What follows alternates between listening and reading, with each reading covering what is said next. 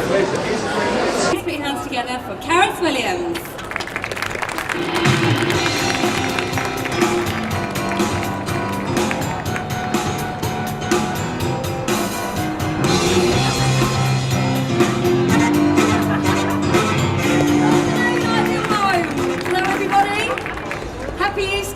Everyone is having a wonderful Easter Sunday. Lots of happy faces covered in chocolate in the crowd there, I can see. So as the lovely Laura said, my name is Charis Williams. I'm the artist and interior designer on the New Reclaimers on UK TV. Now the New Reclaimers is different from most house renovation shows in the fact that we used all reclaimed, salvage, second-hand goods. We upcycled, we scrimped, we saved. We did all this obviously to save lots of cash so that the families who of the homes that we renovated could end up with the homes that they had always dreamed of but could never afford. These are a couple of the homes on the screen you can see there. Lots of items that have been upcycled. I mean, we're talking prices here. Chairs for a £5 that we've sanded and painted to fit them in with a theme and make the homes look fantastic. All reclaimed, and all the cupboard doors and everything we got for free on this build, and we painted them to fit in with the decor. So just to show you what can be done. So who here wants to save money on their home furnishings and furniture? Come on, don't be shy. I know all of you want to save money. Now, even if there are people here who have got buckets full of cash, are there many of you here?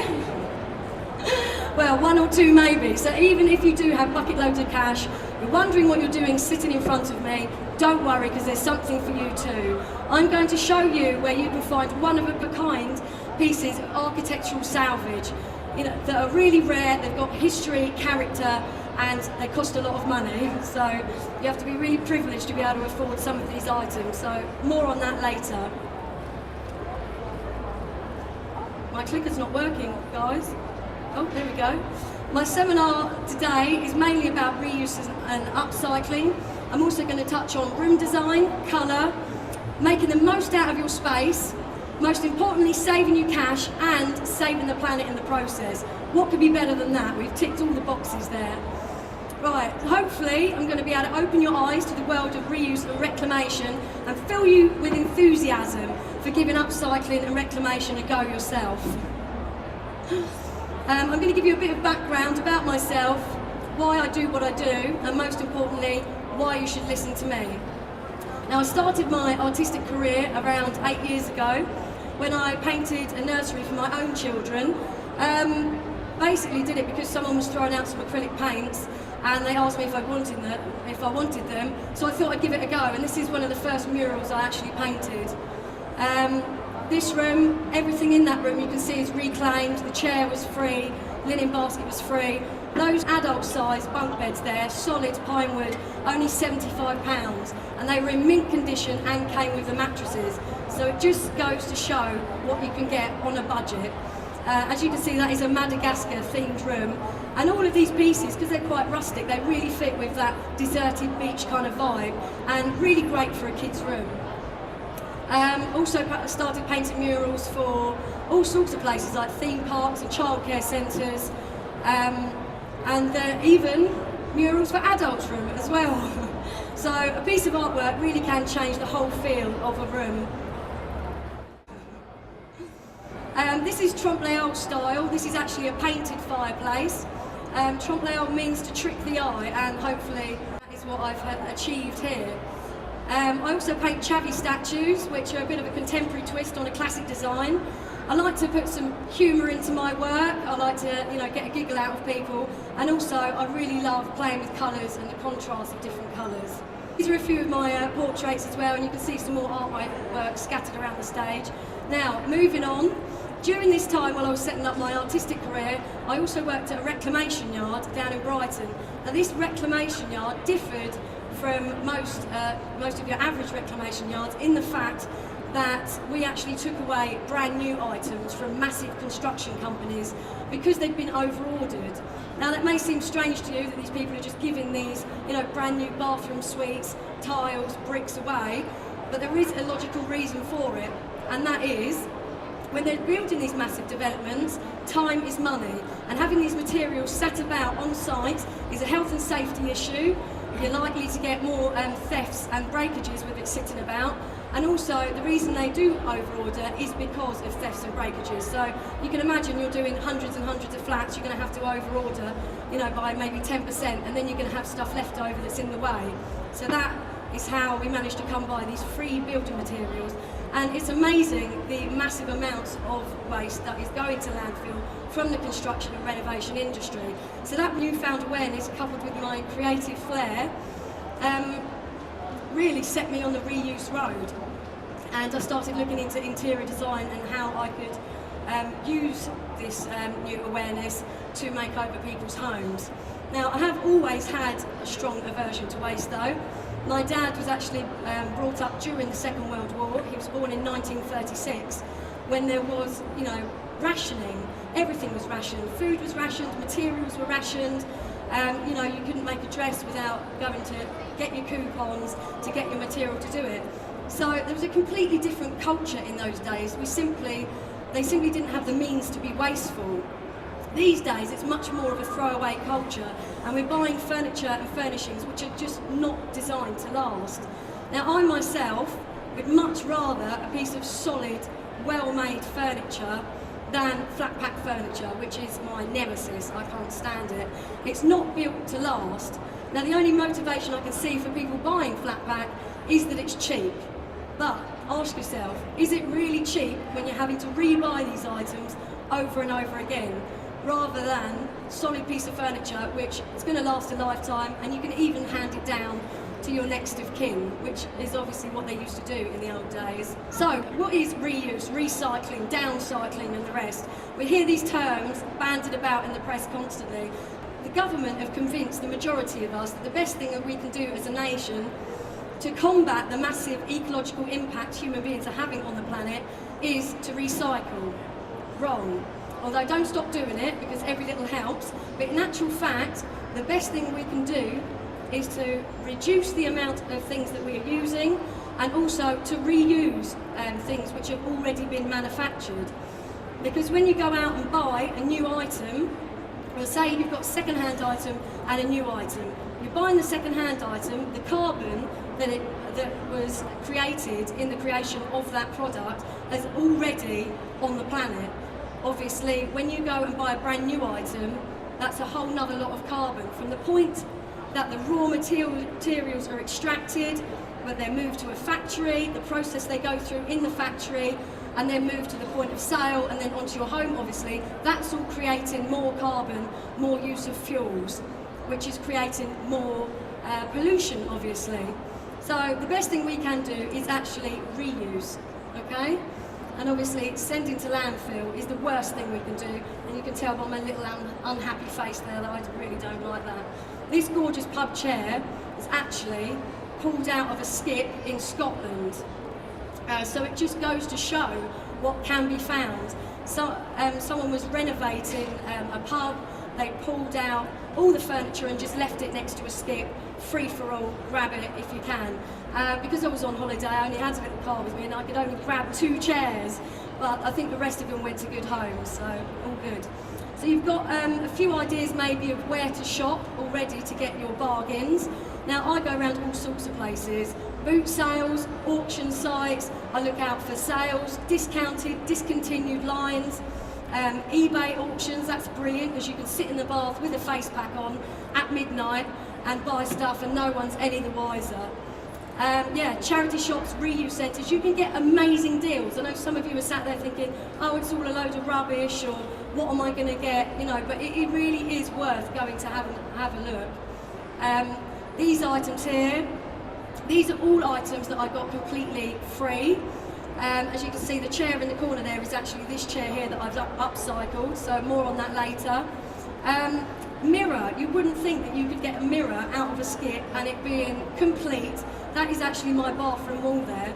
So this is just to illustrate to you the great deals you can find. You don't even have to spend any money if you're going to keep your eye out, okay? This is actually my kitchen. As you can see, when I moved in on the left, It was, well, no storage, it was scabby, no idea of design. It was really just a blank canvas for me to get started on. So this, my kitchen is actually part of a dinner party fable, which my parents love to reel out anytime they've got people over. Because this kitchen, well, most of this kitchen did in fact cost me only £11.50 on eBay. I'd put a search on eBay, and so when there was a kitchen within my area that was for sale, it popped up and it let me know. I actually got all the kitchen cupboards, all the doors, all the handles and the extractor fan for the grand sum of £11.50, okay? Got my dad to help me for an afternoon putting up the cupboards, did the tiling myself, and I mean, all in all, I spent around £200 on the whole kitchen. That's tiles, work surfaces, everything. Even the glass shelves you can see on the wall there were out of a skip as well. So again, hopefully this is giving you some motivation and some enthusiasm for reuse. Just goes to show that you don't have to spend a fortune to have a beautiful and unique home, unless you're paying me to do it, of course.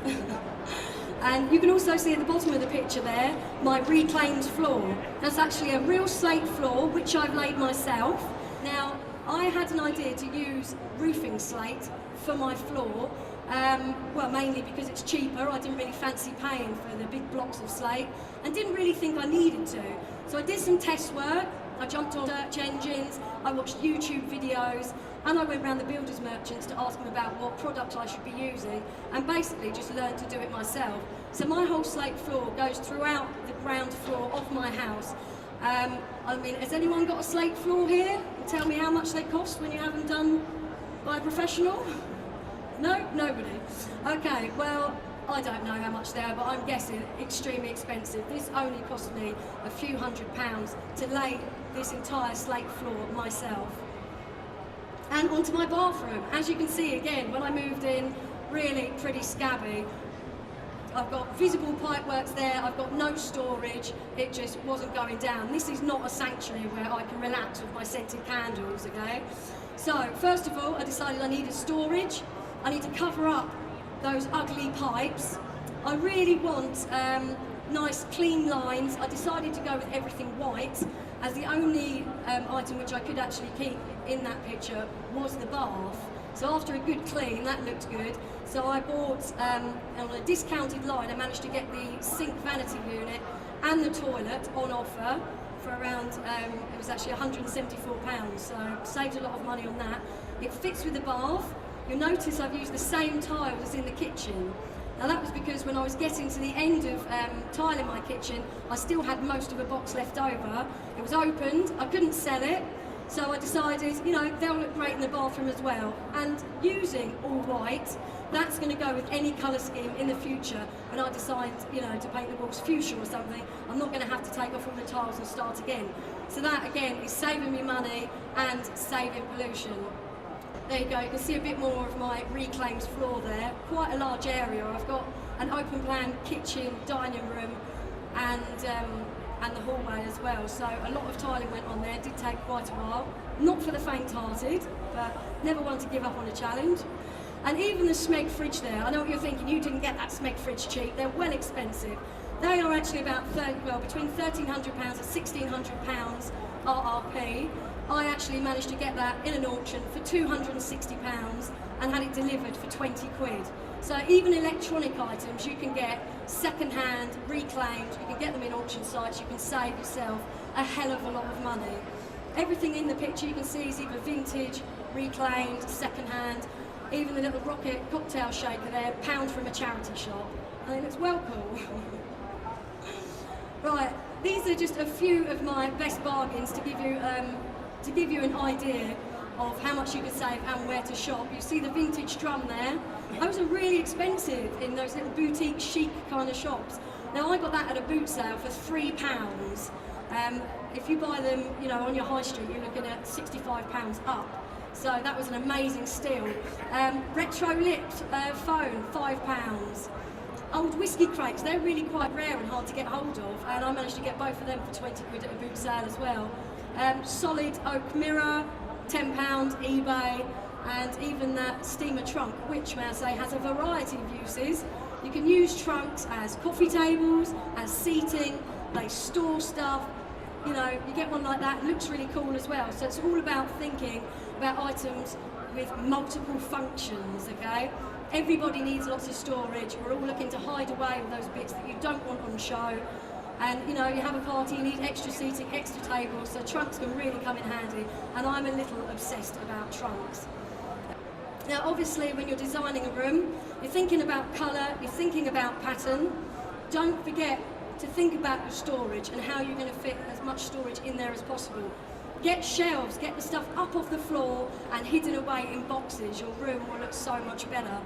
Also, think about the environmental impact of your interior design. Think about the cost as well. Plan your room around your budget, not the other way around. That's how people get in trouble. Get this on credit, haven't got to pay for it for 3 years.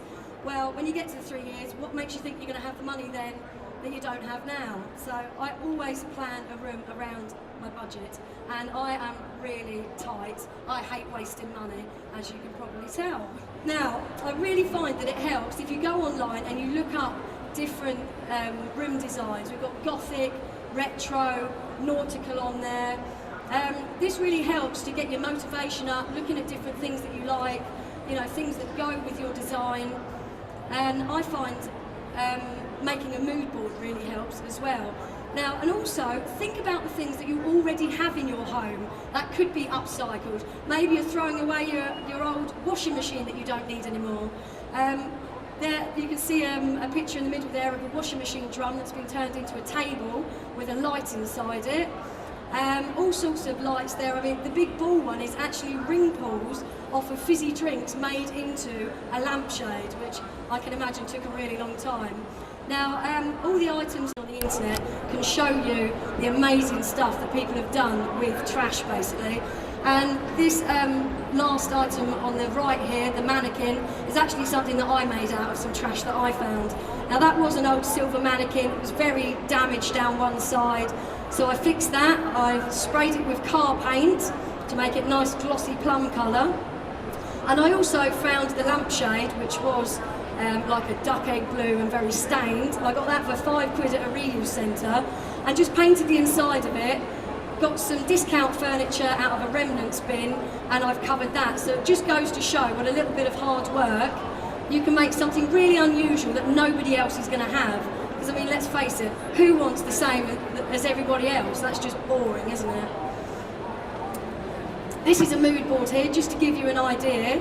When you start getting your designs all onto one page, you can see how it's all going to work together, how the different patterns and colours are working to create that theme in the room. And also, it can work as a bit of a shopping list and keep you on track when you're out shopping.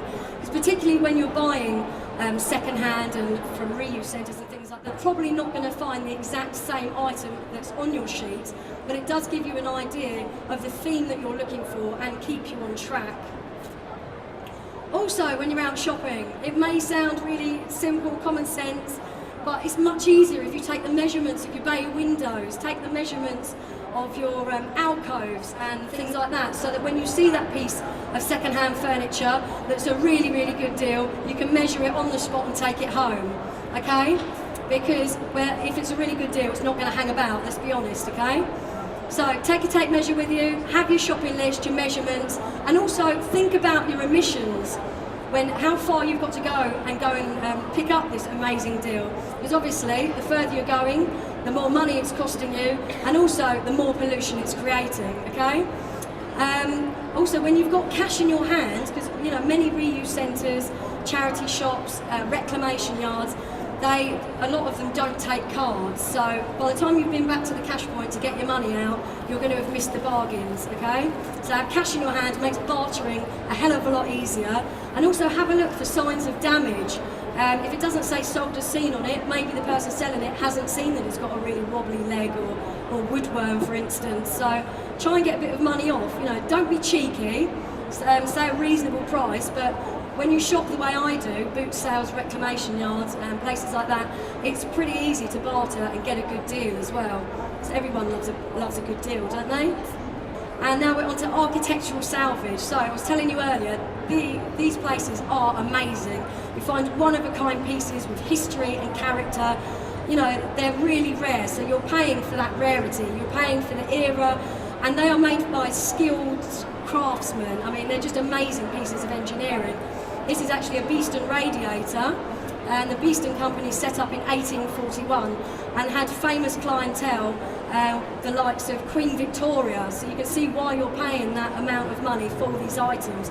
A magnificent rotunda constructed of Portland stone dated 1907 and £78,000. So you just know nobody else is going to have one of these, and I think that would look fantastic, wouldn't it, in the grounds of a big mansion. And here we have a cast iron fireplace, absolutely gorgeous. Look at the amount of skill and workmanship that has gone into this piece. So it's highly decorative 19th century polished cast iron fire surround, and £4,200 for that. I don't really think is that much, really. I mean, look at it, it's fantastic. So that's Masco Salvage. If you want to jump online, all those items are actually on sale at the moment as well. So you could, by the end of the day, have one of those winging its way to you. You never know. As if I don't beat you to it.